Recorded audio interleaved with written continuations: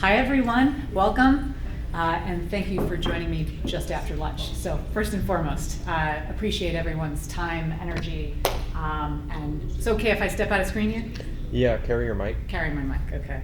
Time, energy, and attention is, I know some of you folks come from far and wide, or might be local, so appreciate the time we're gonna spend this afternoon. So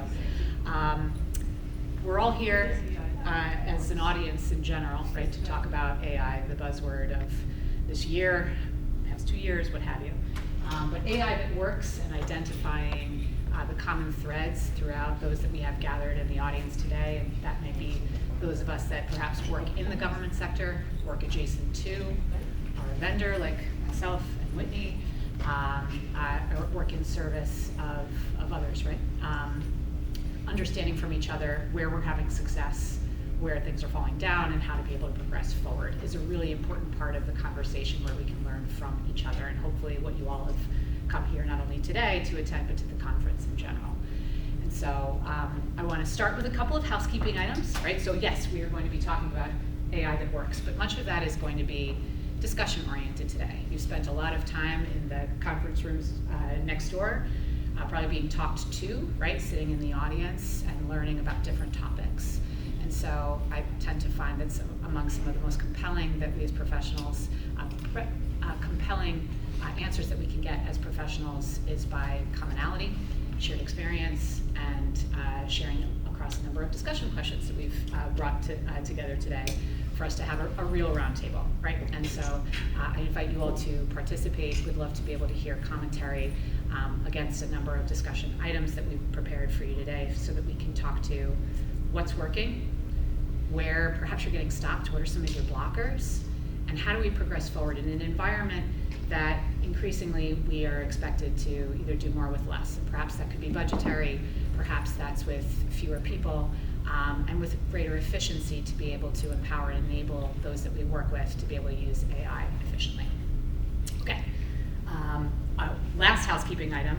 If you would like to be able to make a comment as we are recording, we have mics on the side for those of you that want to be able to ask a question, right? So I have questions for today, but if there's something that you would like to ask, right? There's what I have thought might be important, but this is please let it rip if you have, if you've got a question that you'd like to be able to ask to the group.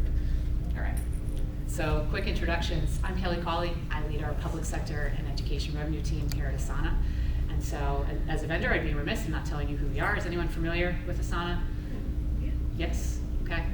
It's a work management platform, so think project and portfolio management, strategic planning, connecting work, collaborative effort from the individual task level all the way on up to the mission and goals of your department, agency, institution, what have you. We're not going to be talking about that today. We're going to be talking more so, again, discussion oriented, but I would be remiss in not telling you where we're from. I've been with Asana for about 3.5 years, and just in seeing the change in how we need to be able to cater to those in the public sector and those that work to it is very important, because you're different than our for-profit customers and peers in how you're going to be adopting technology like Asana or AI in general. Whitney, over to you. Hi everyone, it's nice to meet you. My name is Whitney Merrill. I've been at Asana for about 5.5 years now. My team runs privacy, regulatory compliance, some aspects of security, and we all work together to kind of make Asana a platform where people can securely and privately collaborate. And so my general goal for the platform and what I try to achieve with my team is when you all want to put really sensitive information into Asana, you feel like it is protected and secure and not used in a way that you wouldn't anticipate. Mm-hmm. Great. Okay. Like I mentioned before we started filming, sorry, I'm moving closer. I've got a couple of slides primarily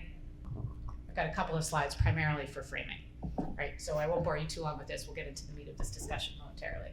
But maybe you are or not familiar with this graph, right? But enterprise productivity and involvement of the conversation related to AI has changed pretty drastically over the near term, right? It's coming at us pretty quickly and changing rapidly, which can cause great gains in modernization and efficiency, but also comes with it perhaps some apprehension, right? So we started the conversation not too long ago talking about digital transformation, which has now evolved to AI transformation, which is now agentic transformation. And so, the words that we're using to be able to reference how institutions are changing and how they are managing work and collaborative effort is seemingly a fly-by daily, right? And so in light of how one has to be able to react and adapt, it's not always as easy to do, right?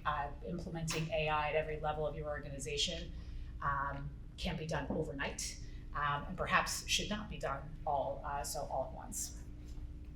And when the system slows down, right, the last couple of weeks being quite formative for that, and I'm sure there are those of us in this room whose work has either stopped entirely or has slowed down immensely, the mission does not, right? And so in light of having either smaller teams or where collaboration perhaps could be more fragile, having access to technology that unites and AI that helps you to, again, be able to do more with less where you need to, or with greater efficiency, is quite important. Agility is not a nice to have, it's a need to have. But many institutions still aren't seeing AI ROI. Just by a quick show of hands, has anyone in the audience today been working through an AI pilot over the course of this past year? Anyone adopting something new? Right. Okay. So we're going to get into that momentarily as to where you got started. For some of us, it's defining where we're getting started that's actually working. That's a really important part of how you're able to weigh folks in. But where you're not seeing ROI many times is because systems are disconnected, right? We're trying to be able to coordinate too much with chatbots, where human in the loop is really quite important to this equation. And so to that specifically, without connected processes, AI can't deliver value, and it needs to be operative, very much so in the systems, not operating alongside, but within the systems that we're using for work now. So out of curiosity, who's managing their work in spreadsheets and email, in disconnected systems of work, right? How easy is it to be able to actually understand who's doing what by when you're managing a project? My friend over here, I'm actually going to do a little Socratic method and call on you for some of just how has that been operating, right? So if things are quite disparate, how easy is it for you to be able to manage said projects when you don't have immediate one system of record for visibility? Oh yeah, 2 is great. Go for it. And then just introduce yourself. I'm Brian Sokol. I work for Westat, and we're a federal contractor. And can only chart earlier, but it is definitely difficult. We have different projects that are run by different people with different styles. Maybe a lot of them are not project managers, or so they're using a combination of spreadsheets or just tasks and teams, or Smartsheet, Excel, whatever it is that they're most comfortable with, or Jira. And then it's impossible to figure out who's working on what project, what tasks across projects, as opposed to just within them. Yeah. Reiterate what he said. My name is Anna Maria Price. I'm with the Mississippi Department of Employment Security. We're a state agency. We're just starting to introduce AI and other collaborative tools to the agency, and so I wanted to make sure that, since my projects are all spread out, and the other thing that's difficult is that people don't have access to, there's no shared access to some of the things that we have. So one person becomes the main focal point of the information.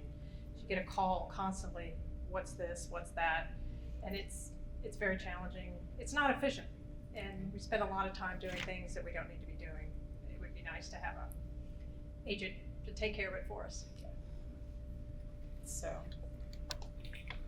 it's a fantastic segue really into kind of our first question for the audience. For anyone who joined us a little bit late, this is meant to be more of an interactive session where I'd love to be able to invite you all to be able to just to share amongst each other what is and is not necessarily working. So to your point, you're just getting started. Has anyone also at the same phase of just getting started? Or have you, I probably am all concept, so in some way, shape, or form, just getting started, right? But Is there anyone who would be willing to share, how did you decide where to start with AI, right? So, go ahead. Ours was easy during the pandemic. We were separated from our clients, who are the people filing for unemployment. We had to use paper. We were overwhelmed. Nearly every working person in the entire state was out of work, so they were our clients. We were not built for that kind of capacity. So we have moved, the first thing we started is the enhanced call center and the chatbots to deliver information quickly. That was one of the first things that we started with, and now we're trying to branch out into other areas. Anyone else? Oh, there's a mic right next to you. Yeah, go ahead. My name is Holly Wiggins, and I'm here with my company FedBrain.ai, but I also will speak from my hat with the U.S. government. So I work in the Office of the Chief Scientist, and we're over the research, education, and economics mission area for the department. And we started internally this year in January. I saw a need when we realized that science was being misunderstood and potentially omitted. And so we quickly built an AI tool using Copilot to align our science and research projects with the emerging priorities of this administration so that we could justify and explain how this work supports their vision. And it was our chance to try to keep as much going as we could. So yeah, so we just used prompting. That's it. Can I ask a follow-up to that? I'd love to hear more. Did you connect tools to that chatbot? Did you feed it additional information, or were you using it straight out of the box? So I used what I have access to right now, sitting in that seat, is the beginner level of Microsoft Copilot 365. So I had to do a lot of manual work on the front end. So I had a team of science fellows do a landscape scan of the policy, and then do an analysis of the reoccurring words using coding, qualitative coding. And then we came up with a synthesis of what was approved language and what were emerging priorities. And then from that, I built a prompt around it that told it to read that synthesis and read this project, and then write this project through the lens of that synthesis. But what I want to do is upskill it into an actual agent that will constantly scan. And then we can tell it any project, and it will articulate that project in the language that is in alignment with these priorities. So I only had Copilot to start with. Yeah. Is there one other one? Oh, go ahead. Yeah, my name is Nikki Aziz, and I'm from Loudoun County, and we are the team actually, and I have one more person over there that is bringing AI to Loudoun County. And right now, I think we are focusing for internal operational efficiencies using. We have, I think, Copilot Studio, Copilot Chat, and we built our own LC Chat, pretty much the same model as Fairfax County. They're a little bit ahead of us in this journey, but we have our CIO who came from Fairfax County, and he's big on bringing AI. So I'm going to give it to Sajada. She has a little bit more details on things we are doing. So as Nikki said, we're focusing on operational efficiency, the lowest hanging fruit in the AI journey. We wanted to start there, and we embarked on this M365 Copilot, but as you all know, licenses are pretty expensive and it's relatively new in the government space. So some challenges there with the government tenant not having all the features that the commercial tenant does, and so we're trying to work around some of those challenges right now.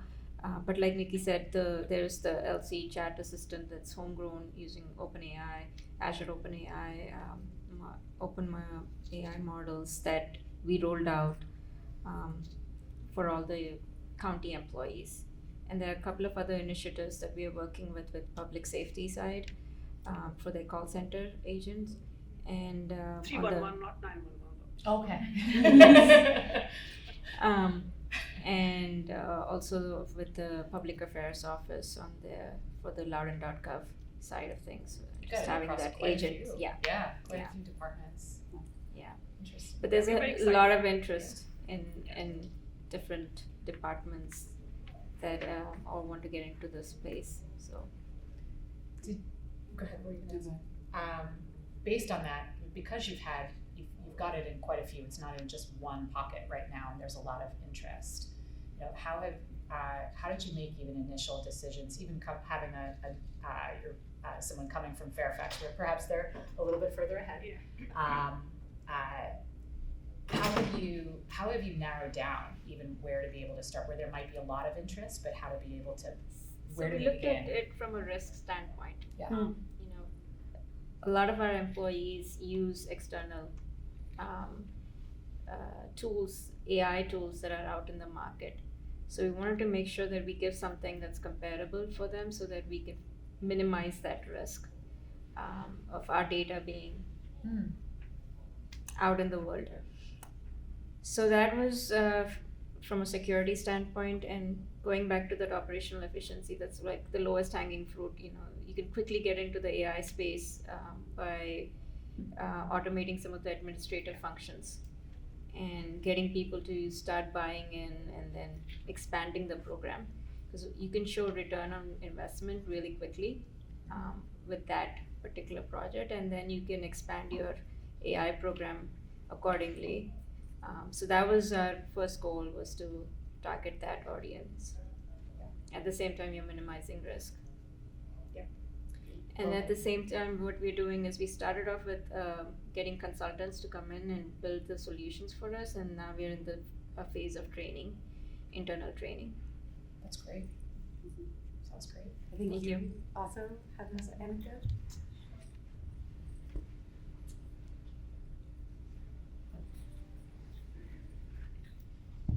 Hi, my name is Yoon Barker. I work at the United Nations. So for us, when we launched our UN system-wide data strategy in 2019, there was a lot of focus on using data as an asset and leveraging the insight that we have accumulated over many years. And slowly, the data and AI somewhat became synonymous. So now instead of data strategy, we focus on data/AI strategy, but also we have UN 2.0 vision that was launched a few years ago, where we have 5 levers: the innovation, data, digital transformation, behavioral science, and foresight. So it really couples and complements quite well with the direction of the technology heading to the artificial intelligence, and it's being leveraged across all the five pillars. And that's where we are now focusing on. But of course, AI is one of the enablers, really, not the drivers. And that's where the various entities and the departments across the UN system are working together and collaborating.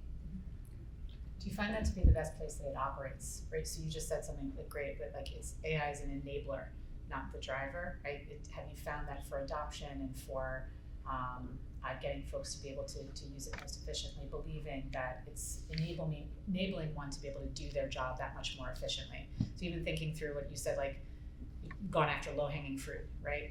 Making things more efficient in a low-risk way. Has that been helpful? Is that how you've gone about framing it, perhaps, to the through your adoption efforts of enablement? Yeah, no, absolutely. We have, unfortunately, because of the data strategy launch in 2019, so many different groups came together and defined and prioritized use cases. Mm-hmm. And as part of that, we were able to sort through and prioritize what are some of the low-hanging fruits and quick to implement. At that time, several years ago, we're mainly focusing on open source as our main platform. But with Microsoft recently being signed, now a lot of people are leveraging Copilot and M365 Copilot, which is much easier to use, and Azure AI, of course. So now we're doing a lot more complex work. But yeah, a few years ago, we were focusing more on the smaller use cases, quick wins, to just increase the user adoption and just awareness across the board. Mm-hmm. You're just getting the governance policies and AI policy out the door took us a while. Mm-hmm. But now that it's out there, it's all about the messaging and discussing responsible AI and the governance policies and internal policies that drive it, like the data classification and all of that. That's an interesting question I also have and I know you have a comment, so you can address this if you'd like, or we'll just, for the group, is whether or not the policies come first or the implementation of the technology comes first. So I've seen it happen in both ways. Sometimes the technology happens and then you drive the policy work. But for many of you, it sounds like I've heard anecdotally that policies kind of drive that first step to be able to adopt. We did it parallelly. Oh, But okay. we did, we started the development of both our platform as well as the policies side by side, but we didn't roll out our solutions without having the policy satisfied. So we got that done and then rolled out our solutions. I might be one of the fewer voices from higher education here, so we've been on quite a journey there because obviously if you keep up with the news of AI, students were at this much faster than we were. But I think to answer your question, we've done both in tandem in terms of policy and ethics and so on. I'm from Embry-Riddle Aeronautical University. For us, it started, our teams were kind of the forward-thinking team in digital learning, so we were looking for ways to integrate it into the curriculum right away. We had researchers exploring all the different models and so on, but we're really trying to tie it into learning, as we know that this is a big cognitive change. It's not just doing something else, it's more about cheating. So the ethics, we took a very neutral stance. Some of us wrote a very neutral statement because we had students, we had faculty saying, hey, what's going on? We had faculty that said, they should flunk the class if they use AI, and we had other ones that say, just let them use it, So it's a big gamut. So that's something that all of higher ed still struggles with, but we're well on our journey. So we've got not only AI literacy courses, we have AI assignments that are designated assignments already in courses. I think we have over 44 courses that have some kind of module where we want students to use AI in the course.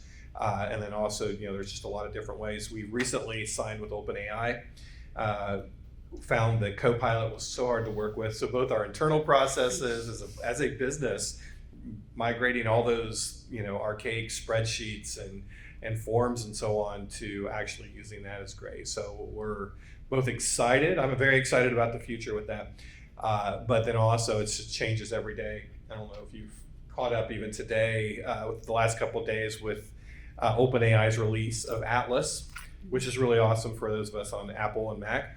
But right now, we thought we were real secure with learning management systems like Canvas. Well, not anymore. Canvas is open. No longer students need to copy and paste an assignment over there. Atlas says, hey, I see an assignment. Want me to help you answer this assignment? So it is a fun space to be in. We're not, we just really, all of higher education, you're going to hear so much over the next couple of years of probably monumental changes and shifts that they have to make. I know you were waiting. My name's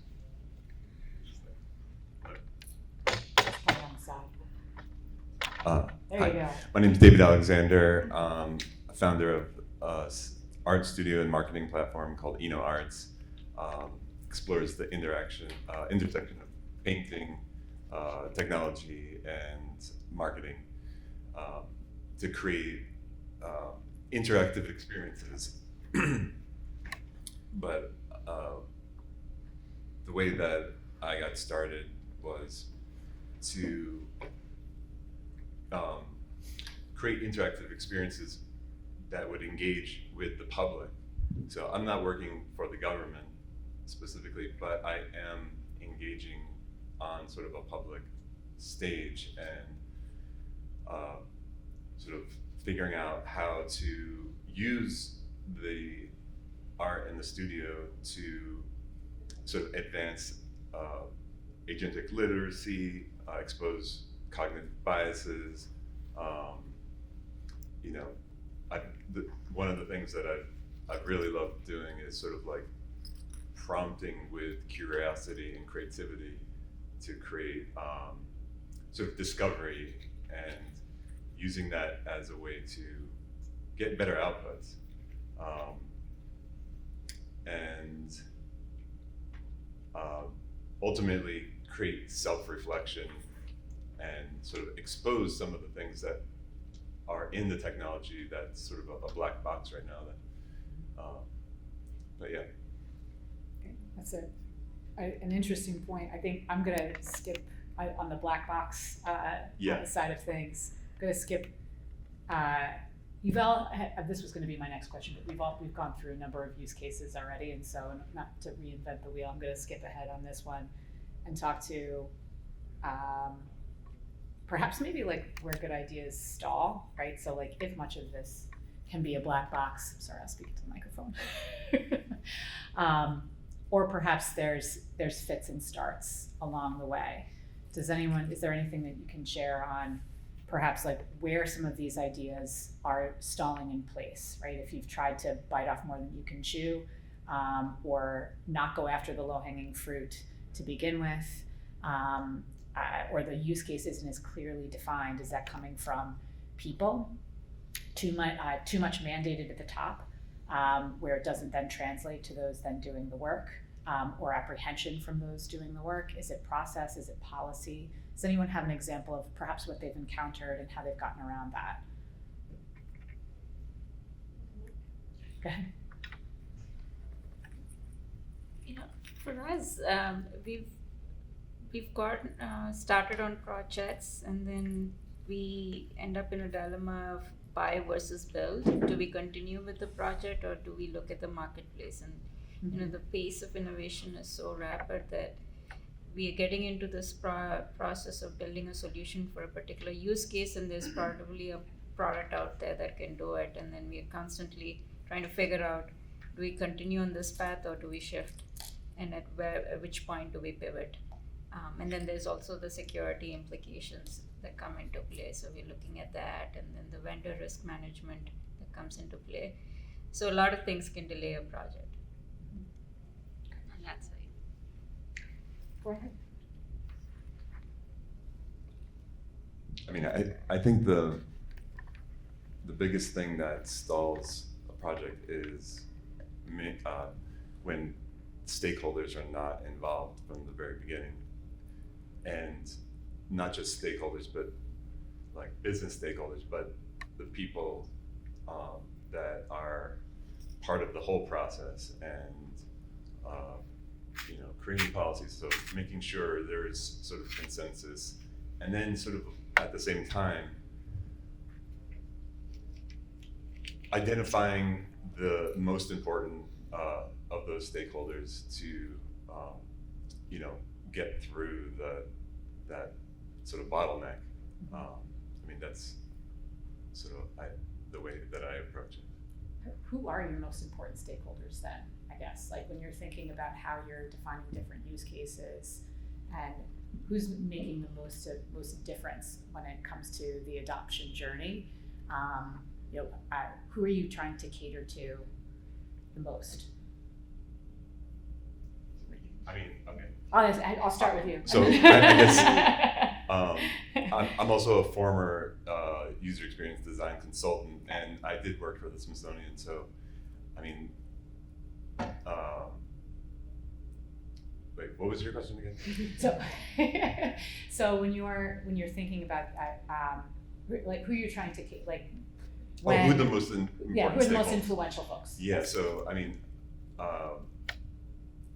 identifying the people that are going to make the final decisions, but also involving, I think one of the most important things is collecting data from sort of the users, the people that are going to be using a product or whatever it is that you're sort of like building, or bringing in those people's perspectives, and not just a few, like getting a set of data that sort of creates evidence to support what sort of the plan is. Right, the ROI piece. Yes. And perhaps like when you're thinking about like how that's being defined, I think even that's something that we're all seeking to be able to solidify, right? So it might be, perhaps it's time saved, perhaps it's dollars saved and whatnot. You were gonna have a comment. I was going to go back to the other Go right question. ahead, yeah, please. It's important to add because it's so different for all of us. In one example, we have students as one area, which I cover education too, and it has been so interesting to see the collective journey for education and how you have to determine how you're getting ahead of it so that you're educating students how to do it in the right way. or it might be, to the example that you had shared earlier, right? For what you were going through at the time, like how you had to make decisions quite quickly of how to be able to create a chatbot or an agent, excuse me, that would take on that work, right? And so for you, like how have you gotten clarity on that piece? Yeah, well, first of all, I'm really impressed with how you're approaching education, because Yes. we Same. talk about quite often how to do that and stay relevant. And what I was going to share is slightly similar. So the challenges for adoption, or even embracing, or even reaching acceptance that AI is happening in my world, has to do with human identity and how they associate who they are and how they show up in the world. And so working with PhDs and researchers and scientists who are incentivized by nature that their success is based on their amount of papers that they produce and the amount of their independent research, and then they're held accountable to the ethics of that, and scientific integrity. This is just completely disrupting their identity. And so to have that empathy for what they're going through, and that is where we're receiving resistance, because if this goes away, what does this mean for me? What value do I add to the world? And so it's this other idea of flipping on your head, like, what is your identity really? And equipped with these tools, what could you bring to the world even bigger? So that's one area I would say is the psychological area, and we are having mass resistance to even wanting to touch the tools because of what it means to scientific integrity, per se. So that's interesting. And then at a higher level, putting on my institutionalized federal hat, the people that should be innovating and touching the tools can't get to them for either cost or just old structures of this is how we deploy, and the IT and data department owns AI and will tell you when you can use it, and it's going to be a top-down process, and we have to wait for policy to catch up. And there's reasons for all of that. Like, I understand how we got here, but policy in that case does determine adoption. And so it's kind of been a weird cycle of policy and waiting and moving slowly can create fear of the tool, and then the psychology around it. So I think it needs to be like laterally happening as well as, top and bottom. But it is kind of an interesting position to be in that from a government perspective, and also I'm guessing from academia as well. So yeah. Thank you. I'm also an academic. I'm the president of a university in the middle of the country. And we have, our focus is on everything to do with cyber, so everything to do with computers, technology, etc., across the whole curriculum, regardless of what discipline you're in. But we have been, of course, teaching AI tools and techniques for decades, the things that emerged. We have multiple freestanding programs, and our faculty were encouraged to embrace the technology as much as they can. But I don't see students as the only, as really the end point. We are starting to look at what are the employers going, what's the workplace of the future going to look like? And how are we going to prepare people with the sort of rapidly evolving capabilities that exist? And keeping up with resourcing that is really very, very hard, because our faculty and our students are eager to play with everything that comes along. Mm-hmm. On the other hand, we're also a defense contractor, which puts us in a very interesting situation where we're doing sort of high-end agentic AI for national security and defense. So bringing these two worlds together is quite interesting. But the challenge, and the reason I want to throw out what we're doing, is I've been asked to create a new university tied to ours. And to me, the opportunity is to design a university from scratch for the AI age. And that's an interesting and exciting and scary kind of thing to do. And that's one of the reasons why I'm here, so that I can get information and ideas from other people. So I throw it out to you. If you're interested, I'll give you my card and send me ideas. I am particularly very interested. I'd love to see what your strategic plan looks like. Sounds like one whole load of a mouthful to do. And I commend you for that. What are you gonna say? No, I just was gonna say that it's missing one item, which is budget. Yeah. Yes. Yeah. Budget. Yeah. I think that's our biggest problem. Yeah. Money. Yeah. And so, I mean, and how we've seen it even approached is, all right, well, do I need to go completely wall to wall with an open AI, right? And some of these are wall to wall engagements of just expecting that everybody will just be using it right now. And so, like from contracting, like are you approaching it that part of the piece through pilots, not co-pilot, but pilots. Co-pilot's great. But like, how are you approaching that, right? Because so much is decided a year in advance, and yet the technology seems to be changing every month of what is new and what you can, and how it can be utilized and how many people need access. And so in order to be able to plan for that, that is a very key hurdle. Any commentary to share? Anyone have, or Yeah, would how like have to you share? Have addressed you the done it? budget hurdles? Yeah. I was gonna make. First of all, I was gonna make a point in some of the other questions, and then I have. Do it all. Yeah. Okay. One of the barrier. I've only been in my company for a little bit over a year, and when I came in, one of the barriers seemed to be like they had done a whole big process where they created a policy, but then didn't really have a process to implement that policy. So, for example, every new Gen AI tool has to be approved was the policy, but there was no actual process to get it. I want to submit, I want to get this thing approved, and there's no process along with that, or even clarity of like, are you approving a tool? Are you approving a use case for the tool, or some kind of combination thereof? Trying to figure all that out. And then another kind of issue with that was when we were creating the process, the people that were involved, with kind of approving the tool are all the people. And you need to have these people, but all like information security, legal, the privacy, institution, we do research also, so the IRB people, all these kinds of things, all of whom are kind of, it's much easier for them to just say, no, you can't use it, right? Because without the innovators, and you kind of need to have both sides of that. In terms of the people piece, one of the things that we found, a couple things, is that we're talking about students, whatever, we have like our kind of we hire like newly minted data scientists, and we did sort of like a reverse mentoring where some of the more junior data scientists come in and kind of help teach the senior researchers that have been doing things in analysis in SAS or SPSS and some of the old school tools, and kind of teach them how to use that, and that's been working. And we're also considering more on the consumption side doing a kind of more in-depth prompt engineering, because we found like without that kind of training, people just sort of that don't know that much about it, or like ask it a question or two, don't get the answer that they want, and say, well, this Gen AI doesn't work for me, without really knowing how to do that. And then finally, I had a lot of thoughts building up on the budget side. We kind of created this accelerator project where we kind of ideated some of these generative AI cases that we wanted the company to invest in. And first, I wanted to get them to put money up front in the beginning of it, and then say, we want to, like kind of like a Shark Tank kind of thing. But they're like, no, let's wait to see how much they cost, and then just decide on the cost by cost basis. We presented those to our executive team in July for approval after going through a few months process, and they're like, okay, we'll put that into the 2026 budget. It's like that's 6 months later. That wasn't the plan.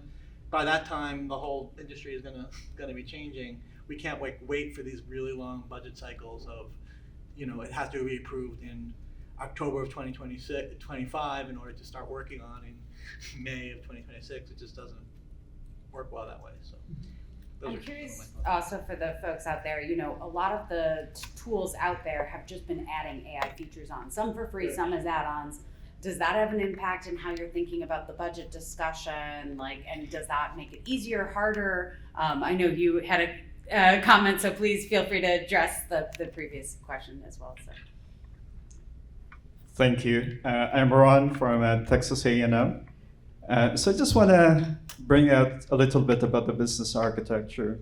So I guess for me, at the conceptual level, I think it's very important to really understand what the mission of the organization is or are, and a good understanding of what those business logic and architecture in getting into or reaching those mission objectives, right? Because people could easily be drawn out into ideas and so on and so forth, and without realizing really what the business metrics and success metrics really are, and what were the organizations really trying to do. And with that, I guess you get those people, process, policy, technology, money, and other things could come together. but I guess it's going to be revolving around what the organization is really trying to accomplish. Maybe I'm just trying to summarize my comment here, really to go back to, the basics, really what. So the core, I think, and I guess in my personal experience from the private sector, ideas doesn't get approved by those in the senior level because they don't align with what the organization as a whole is trying to address.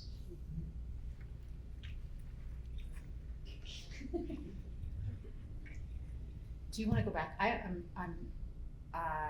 I agreed very wholeheartedly on your statement, right? If it's not in service ultimately of the higher mission of the organization or institution, it's going to be very hard for anything really to be able to take off. In terms of thinking about kind of last points on stalling, I think that the question that you had just asked prior on how features are being just added, right? Like AI being the buzzword, right? Like that's great. But where is it actually finding value, and how you're perhaps picking tools or picking platforms to be able to use that actually have value, that fit within your budget, but the constant just addition of AI over time, where is it finding its place in the best way? I'm not sure if I reiterated that question that's a as great well. question. It's is it in the tool that you're already using itself, or are you looking to add, something else? Like we've heard a couple people say, I've signed a contract with OpenAI or Microsoft, right, to have these additional features. What is the most valuable to you if you, could decide?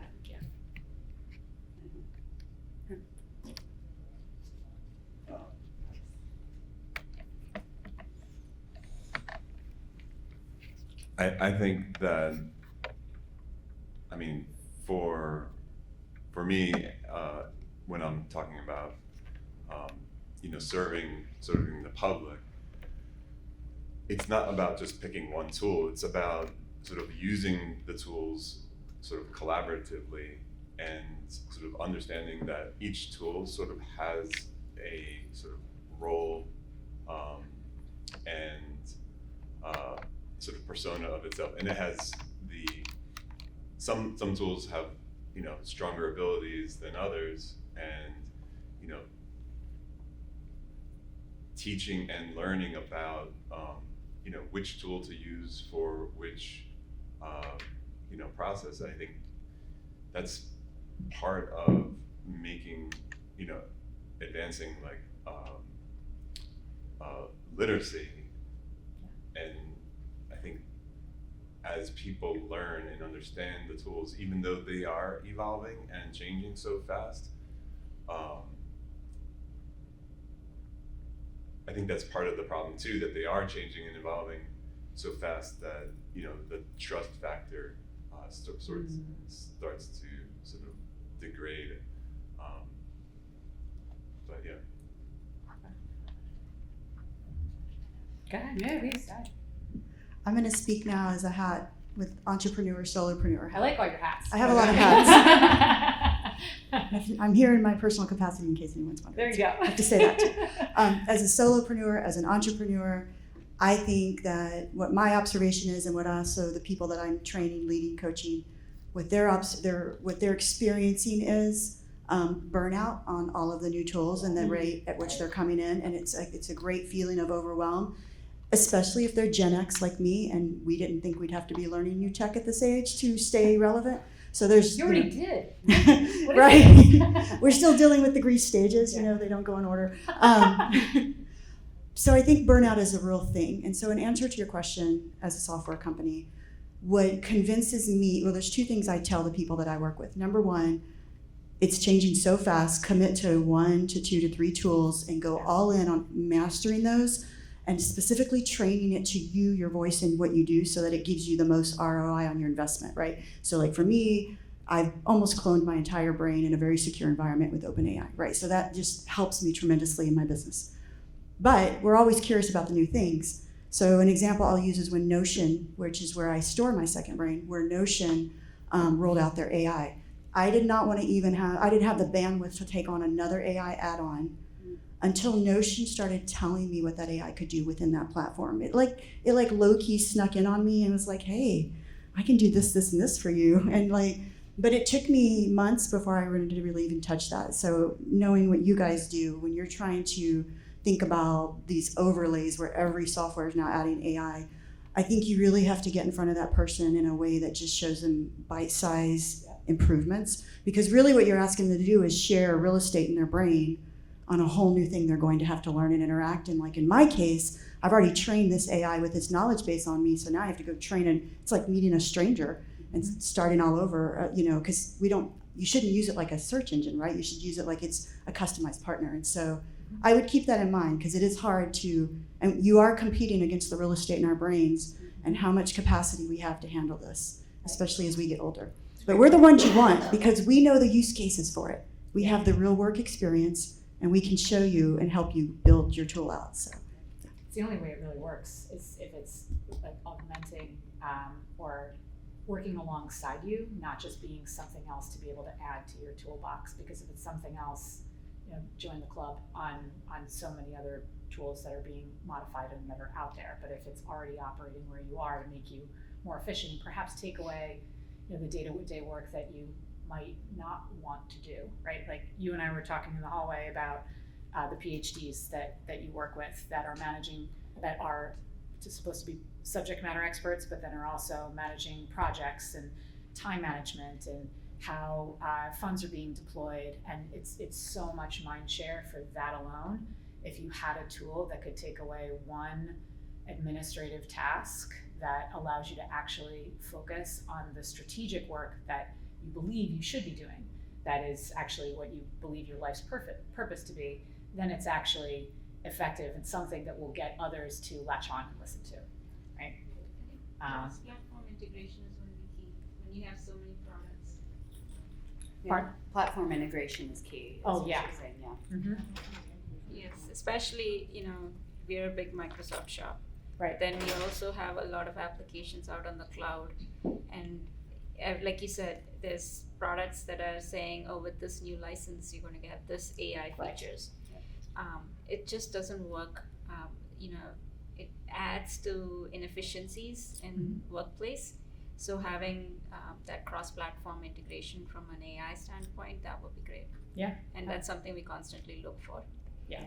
Absolutely. And going back to budget, we have like a pool sort of that comes in that we use for some of these unexpected the expenses. emergency fund? Yes. We constantly Non-project, Okay. projects that come in that you have not planned for. Mhm. Because if anybody works for the county government, we have to plan every year budget. And we do it like we are doing F27, which is going to start from July 2026, but we have to anticipate all the costs. And you can't with AI changing so rapidly. Yeah. So, Especially if it's on a consumption model. so our CIO has put something called Application Modernization Fund. We call it AMF Fund. We put a big pool of money into that. So it's for all departments. We serve 33, 34 departments. Anything that comes out suddenly and you need it, they can go ask for this funds to be.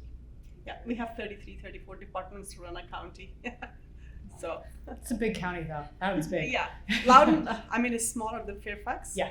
But of course, It's growing though, considering how many people are moving but out here. the departments are the same, right? You have to provide the same services. Mhm. Human family services, Right. mental health services, public safety. Emergency management, all that. Thank you. I just want to address a little bit in terms of the selection, what features you would like from AI or tooling that could leverage AI fully. So in our experience, I think it will be useful if you have a clear mapping of the business workflows you're trying to address, right? And figure out, it's the same thing before AI came into view. We have machine learning, right? So the same approach, you have needs assessment and user requirements. But again, the thing here is like, if you got those documentation moving out, you could use AI to really articulate those and then I think it's very important. You have a quick experimentation environment, so we call it sandboxing, right? Yeah. I think it's really good, not only for the processes, but also for policy, because most of the time you don't know what policy you need in the implementation or execution of that policy, right? So I think for an organization to kind of quickly prototype something and figure out what your features really need, in our experience, that sandboxing is really kind of very important. Yeah.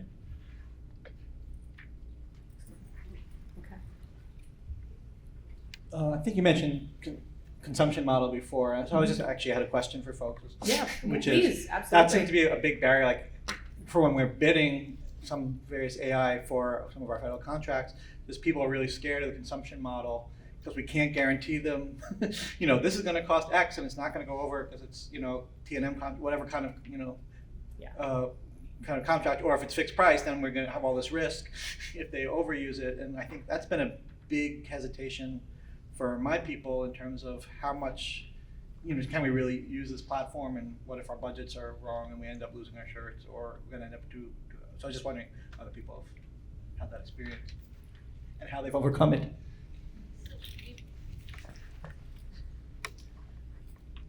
So on our side, we're adopting the FinOps principles, and part of the approach our leadership had taken is getting the budget and procurement folks along with on this journey, getting them to those conferences, spreading the message about FinOps, because we're changing from the fixed price model to the consumption-based model is a big shift in the local government space. So that's what they're doing, is getting that push using the FinOps principles. It's working so far. We're still in a mixed model though. So from my side, we don't have a consumption-based model. We go and sell Gen AI solutions right now to the Navy, and we try and keep everything on premise. And so we'll put it all on their premises using their hardware. And at that point, we're just selling on a per head lease and integration fees. And that gives a fixed price that everyone's generally happy with. That isn't a solution for everyone, but I challenge most people to go and find a reason why you cannot be on premise. Hardware costs are relatively cheap. You can move away from your usage models. It just sort of makes sense.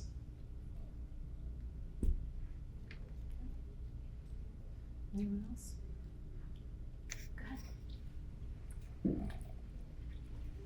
Hi, my name is Beth Grimm. I actually work in the private sector, and I was just really curious to see how the private sector compared to the public sector. And no surprise, they're not too different. I've been nodding my head the whole time as you've been sharing your stories. But to your comment about moving on-prem, that's a trend. I'm an independent consultant for AI, particularly AI governance, in the life science industry. And so one trend I am seeing is, for a lot of different reasons. One is cost, like you said, hardware costs are so reduced now compared to in the past, but also privacy, security, and all those things. I'm seeing a trend of companies who were on the cloud bringing it back on premises because they feel there's more risk there in the cloud than there is on-prem, especially with the types of, if you're talking about, in my industry, intellectual property risk, patient data leaks and things like that, that's really something that's kind of the pendulum swinging back, if you will. It's not the solution for all companies or all different sizes companies, but that is something I'm seeing in that sector as well. And if I could just make one comment on, to give the governance plug, because someone had brought up about policy and which comes first, the implementation or the policy. In my world, I don't think it matters so much as long as they're good policies that make sense, that can be enforced if needed, and not just a check the box, we got a policy, check the box, we got a process, when there's no people for that process or that process has no funding.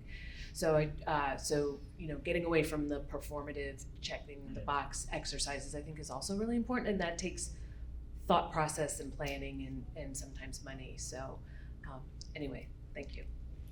I'm glad that you went in brought up like compliance and security, because that's the biggest challenge to really go and overcome right now. There is no like governing body, there is no standard.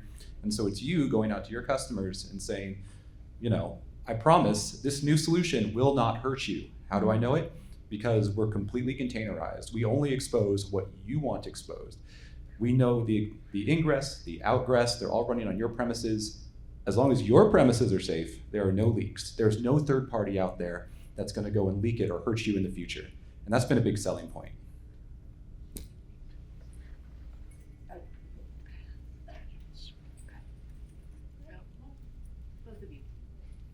Oh, you go ahead first. Up next.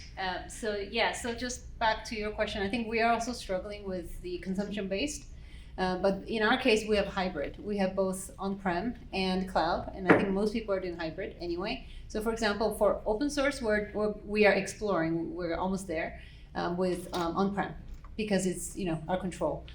So that's much easier to deal with, our data center. But then in the case of Microsoft, it's on-prem. It's in the cloud. And Copilot and Copilot Studio, it's easier because it's limited, and we just have to watch over the consumption over the limit. However, when it comes to Azure, it's a different story. So what we're doing is just doing pilots, and then we are doing our best guesstimates to extrapolate the usage. I think that's, I'm guessing what everybody's doing, because we can't get straight answer from Microsoft. I hope nobody's here from Microsoft. And their rate cards are changing all the time, and it's like every Monday we come and check their website to see if the rates changed again. So yeah, I think it's like everybody's playing this little game. License plus consumption, Exactly. which is even more painful because then you have to do both.